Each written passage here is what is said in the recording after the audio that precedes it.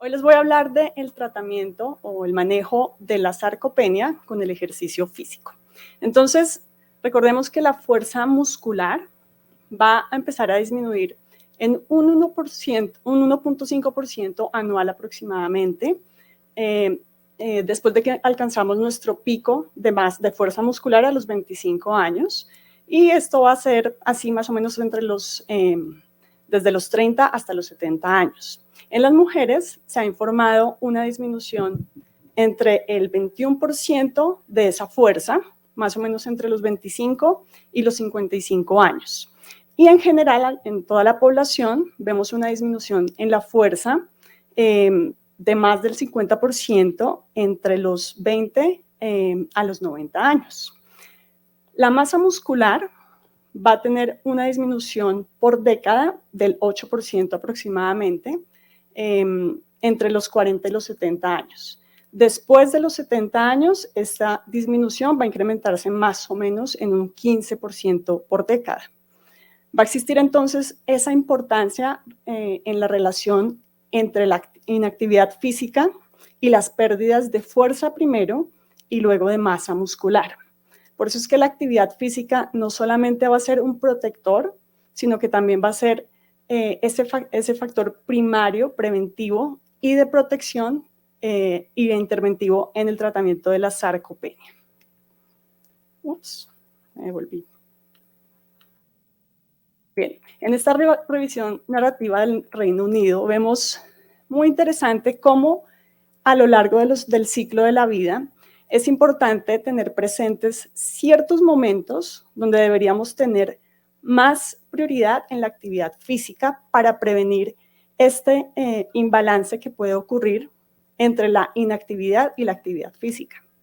Esos son, cuando empezamos en la niñez, pues vamos a mantenernos activos y luego vamos a ver cómo en esta curva, dependiendo si yo soy una persona activa o inactiva, voy a estar por debajo o por encima. En la mujer, importantísimo en el momento del embarazo, que yo tenga estos requerimientos de actividad física importantísimos de trabajo del equilibrio y de la fuerza muscular. Y cuando la mujer también llega a la menopausia. Deberíamos tener esos dos puntos con muchísimo cuidado de atención en cuanto a la intervención con ejercicio físico. Y cuando yo tengo a lo largo de mi adultez un diagnóstico de alguna enfermedad, algún accidente, alguna incapacidad, pues obviamente también voy a tener un riesgo mayor. Ahora, cuando llegamos a la edad adulta mayor y viene la pensión y el retiro, vemos cómo, aunque uno pensaría que las personas se van a mantener más activas, ocurre todo lo contrario. Las personas empiezan a ser más inactivas y, curiosamente, las personas que tenían un trabajo de mucha actividad física van a disminuirlo. Se van a dedicar más al ocio, a relajarse, y entonces vamos a empezar a tener más riesgo. Las personas que tienen a cargo otra persona a su cuidado, familiares que se enferman, también son personas que van a tener un riesgo mayor. Y obviamente si yo tengo una caída. Y miren que la prevalencia del riesgo de no poderse levantar de una silla baja sin dificultad, empieza, miren la diferencia que va a haber entre los hombres y las mujeres, de los 50 a los 69 años un 2% para el hombre y un 14% de la mujer. 70 a 74 años, 7% para el hombre y ya un 25% para la mujer. Una cifra muy triste que realmente muestra esta narrativa es cómo las mujeres, más o menos el 76% en la edad adulta, no están cumpliendo con los requerimientos de al menos 2 veces a la semana de entrenamiento de la fuerza y del equilibrio. Los hombres, aproximadamente el 69%, no lo están cumpliendo. Entonces vamos, obviamente, a incrementar ese riesgo de la sarcopenia. Los factores neuromusculares de la sarcopenia, vamos a revisar los cambios de la composición muscular, porque va a haber una pérdida tanto de fibras tipo 1 como de fibras tipo 2, y una atrofia preferencial de las fibras musculares tipo 2. Por eso es que vamos a tener una masa muscular de contracción y de relajación mucho más lenta. Y esto es lo que queremos prevenir. Acá revisaremos un momentico esta imagen de la unidad motora funcional, que tiene nuestro músculo, compuesto por la neurona motora, que está ubicada en el asta ventral de la médula espinal, y vemos cómo cuando se une la fibra muscular, cumple la función de poder mantener esta actividad de la fibra muscular y de la neurona motora. Esta señalización debe ser bidireccional, es decir, que si yo me mantengo activo, como vemos en la figura A, va a haber una señalización anterógrada, es decir, del nervio al músculo, y una señal retrógrada del músculo al nervio. Y esto va a ser positivo y se va a mantener equilibrado. En la figura B, vemos cómo cuando hay una inmovilización prolongada, cuando ya empieza a haber pérdida de la función, vamos a perder esa neurona motora y va simplemente a morir y esa fibra se va a atrofiar. Ahora, cuando tenemos una inmovilización por hospitalización o por alguna enfermedad específica, vamos a ver cómo esa señal retrógrada se va a perder, se va a negativa, pues porque la fibra muscular ya no me está dando información, estoy quieto. Así que esa neurona motora va a perder la señalización hacia el músculo, lo que va a dejar una fibra muscular que va a empezar a denervarse. Recordemos que en las personas jóvenes, tras 28 días de inmovilización, vamos a perder aproximadamente un 0.5% de masa muscular. En las personas adultas jóvenes, después de 10 días de inmovilización, perderemos 1 kilo aproximadamente de masa muscular, y en las personas mayores, después de 3 días aproximadamente, con más pérdida en las piernas. Cuando nosotros miramos entonces acá el músculo, vemos como en un músculo joven tenemos ese equilibrio entre las fibras tipo 1 y tipo 2. Cuando vamos envejeciendo, ¿qué va a pasar? Va a empezar a haber esa denervación de la fibra muscular, pero la fibra, vamos a verlo un poquito más amplio, la fibra muscular tiene una plasticidad. ¿Y ella qué va a hacer? Ella no quiere dejarse morir. Entonces esa fibra muscular que se ha denervado, ha perdido esa comunicación con su neurona motora, va a buscar un axón cercano. Y esto es un instinto de supervivencia de la fibra muscular. Pero resulta que si busca un axón cercano, puede ser que este sea de otro tipo de fibras musculares o que tenga una tendencia a tener más fibras tipo 1 por lo general que tipo 2. Ya vamos a entender un poquito por qué pasa esto. Y en la sarcopenia, ¿qué pasa? Que ya esa comunicación se ha perdido tanto que ya la fibra pierde la capacidad de reinervarse. Entonces, no va a tener esa capacidad y la fibra muscular pues va a atrofiarse. Esto explica por qué perdemos primero la fuerza antes que la masa muscular. Entonces, esta es la razón por la que esto ocurre. Ahora, ¿cuál es esa respuesta fisiológica inmediata neurológica al entrenamiento de la fuerza? Las unidades motoras se van a reclutar en un orden creciente. Esto responde al principio del tamaño de Henneman. ¿Qué quiere decir? Dependiendo del esfuerzo que yo le ponga al músculo, voy a empezar a reclutar, a llamar fibras primero más pequeñas, que por lo general son de características de contracción lenta, pues porque si yo estoy haciendo un esfuerzo mínimo, mi actividad de la vida diaria, pues no requiero mayor esfuerzo. Luego, si yo no le doy más esfuerzo, más estímulo, más magnitud, me voy a quedar ahí en fibras de contracción lenta. Si yo quiero estimular las fibras de contracción más rápidas, que tienen potenciales de acción más rápidos, yo necesito incrementar ese esfuerzo. Entonces, así es que funciona el entrenamiento y por eso es que yo debo entrenar la fuerza. Cuando revisamos el entrenamiento de resistencia y fuerza para la sarcopenia, vamos a mirar cómo se aumenta el área transversal de la fibra muscular en personas mayores, especialmente en las áreas de las fibras tipo 2. El entrenamiento de resistencia me va a aumentar la capacidad oxidativa del músculo, mientras que el entrenamiento de fuerza con una suficiente intensidad y duración va a promover la hipertrofia muscular. La segunda parte es el aumento de la tasa de activación de las unidades motoras en las personas mayores. Esto es lo que yo hago cuando le pongo unas cargas a la persona. Va a mejorar el reclutamiento de las unidades motoras, ya lo vimos por el principio del tamaño, y va a aumentar la capacidad contráctil del músculo, especialmente en las etapas tempranas del entrenamiento. Más adelante en los principios de entrenamiento vamos a ver por qué. En este metaanálisis se compararon protocolos de alta intensidad versus entrenamientos de baja intensidad. Se revisaron 22 estudios de dosis-respuesta, donde 3 de ellos incluían muy bien las pruebas funcionales de desempeño físico en adultos de 65 a 80 años. ¿Qué se encontró? Que intensidades del 75% de un RM van a lograr un mayor efecto en la mejora de la fuerza máxima que cargas moderadas, es decir, del 55 al 75% de un RM, o intensidades más bajas del menos del 55% de un RM. Acá lo vemos. Vamos a ver cómo en la fuerza máxima hay una respuesta a favor de la resistencia progresiva de alta intensidad cuando se compara con los resultados en las resistencias moderadas. Ahora, para las pruebas funcionales, levantarse de una silla, no fue tan drástica la diferencia, pero como les mencioné, solamente 3 estudios incluían muy bien los protocolos para desempeño funcional en el ascenso de escaleras y en la velocidad de la marcha. También vemos que hay una inclinación un poco más hacia el entrenamiento de alta intensidad. Ahora, revisemos los principios del entrenamiento de la fuerza aplicados a la sarcopenia. Como todo protocolo de entrenamiento, yo debo tener una especificidad en el entrenamiento. Primero, saber cuáles son esas acciones musculares que se están involucrando.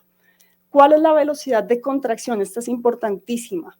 El rango de movimiento, los grados de músculos entrenados, los grupos, entrenados, los sistemas energéticos, acá sería tan importante como el ejercicio, esa intervención nutricional, y las intensidades y los volúmenes del entrenamiento. La sobrecarga se refiere a la magnitud del esfuerzo que yo le voy a colocar a ese músculo. La reversibilidad, si yo no lo entreno, se pierde, no me sirve una semana sí, una semana no. Los valores iniciales. Si yo tomo un paciente con unos valores de pruebas funcionales y de fuerza muscular muy bajos, pues por supuesto yo inicio un protocolo de fuerza con muy buen volumen de entrenamiento, voy a tener unos resultados significativos muy rápido. Mientras que si yo empiezo con un paciente que no tenga esos valores tan bajos, pues no voy a ver tanto la diferencia. Por eso tenemos que tener mucho cuidado cuando analizamos los resultados de pruebas funcionales dependiendo de los valores iniciales de ese paciente. Y la periodización. Si yo no periodizo el entrenamiento, no me va a funcionar. Y ya vamos a ver unos ejemplos de periodización, que lo que yo hago es que manipulo las variables en el entrenamiento, principalmente el volumen y la intensidad, para que yo no llegue a esos valores decrecientes. Yo no llegue a esa meseta del entrenamiento en donde me estanco y no empiezo a ver cambios. El diseño de un programa adecuado y efectivo debe incluir un enfoque individualizado y periodizado, 2 a 3 series de 1 o 2 ejercicios multiarticulares por grupos mayores, intensidades del 70 al 85% de un RM, máximo 2 a 3 veces por semana, incluidos los ejercicios de potencia. Más adelante les explico por qué, del 40 al 60% de un RM. También vamos a revisar en el paciente frágil cuáles son las indicaciones. Acá les traigo un ejemplo del volumen en el entrenamiento de la fuerza, que es la cantidad de peso levantado durante una sesión de entrenamiento. Entonces, digamos que para un press de hombro, yo puedo hacer 5 repeticiones con 20 kilogramos. Esto me va a dar 100 de volumen. Y si yo lo hago por 3 series, me va a dar 300 de volumen. Ahora, yo puedo realizar ese mismo press de hombro, 5 repeticiones, pero le voy a aumentar la magnitud de la carga, es decir, 30 kilogramos, lo que me va a dar 150, pero voy a disminuir el número de series. Entonces, acá yo manipulo la magnitud y la intensidad en las series. ¿Listo? Yo no voy a hacer un incremento en el número de repeticiones y me mantengo en un mismo volumen. No debo irme a unos volúmenes tan altos en personas mayores. No sirve de nada. Además, yo ya estoy trabajando con músculos que están denervados, con fatiga. Y lo que voy a hacer es que no voy a lograr ningún resultado positivo, sino todo lo contrario. Mayor pérdida, que el paciente va a quedar con tanto dolor y con tanta dificultad que no va a querer volver a realizar ejercicio. Entonces, ojo con el manejo de los volúmenes. Otro ejemplo de la intensidad y en la sobrecarga, que son 20 a 30 minutos. Acá les puse un ejemplo de día 1, día 2 y día 3 de entrenamiento. Yo puedo plantear intensidad alta de el 80 al 85% de un RM en el día de carga pesada. Puedo hacer en el día 2 entrenamiento, por supuesto, del equilibrio, de la postura, y acá hay muchísimas técnicas que yo puedo trabajar. Además, me da ese espacio de recuperación para luego en un tercer día hacer un trabajo de resistencia moderada en donde voy a incluir la potencia. La potencia es importantísima porque es que yo, para levantarme de una silla, no solo necesito fuerza, yo necesito potencia muscular y debo entrenarla. Es importante que para entrenar la potencia, yo sepa cómo hay unas velocidades diferentes de contracción. Entonces, si yo manejo una velocidad de contracción del 2 a 1, quiere decir 2 segundos en la contracción excéntrica, con 1 segundo en la contracción concéntrica, ¿qué quiere decir? Me voy a la sentadilla, hago 1, 2, subo en 1, ¿ok? Esto es un entrenamiento de fuerza-potencia. Entonces, es una muy buena estrategia para que yo, con pocas repeticiones, logre estimular el músculo a esas velocidades, ¿verdad? Para tener el efecto tanto de la fuerza como de la potencia. 5 a 8 repeticiones en los días de carga alta, 8 a 12 en los días de carga moderada, 2 ciclos en los días de carga alta, 3 ciclos en los días de carga moderada. En estas guías del entrenamiento de la resistencia de la NSCA, vemos algunas variaciones para el paciente frágil. Yo les destaqué unos puntos en la intensidad, 2 a 3 veces por semana se mantiene igual, 8 a 12 repeticiones, voy a iniciar a de un 20 a un 30% de un RM, yo ya no puedo iniciar con unas intensidades tan altas y puedo llegar hasta el 85 en algunos casos, no en todos.